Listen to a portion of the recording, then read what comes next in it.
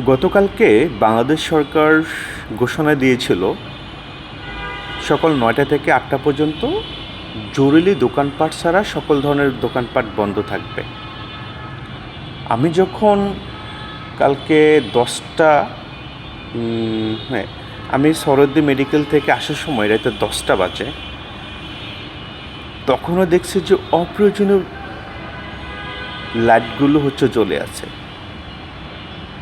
যেগুলো কোনো প্রয়োজন নেই অনেক প্রতিষ্ঠানের, এবং সরকারি অনেক প্রতিষ্ঠানেরও লাইট জ্বালানো ছিল। আসলে কি আমরা সচেতন হই? আসলে কি আমরা আমাদের বাংলাদেশ সরকারের কথাগুলো মানতেছি?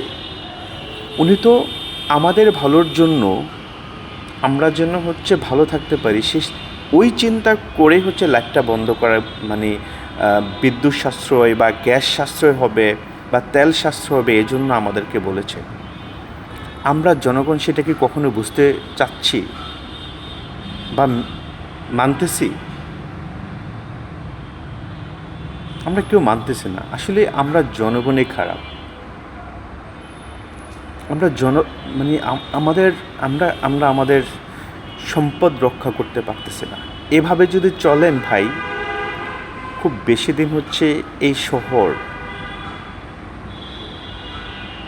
শহর না, এই বাংলাদেশের তেল খুঁজে পাবেন না। অতএব সবাই সবার জায়গা থেকে সচেতন থাকেন, নইলে সামনের দিনগুলো আরও ভয়াবহ হবে।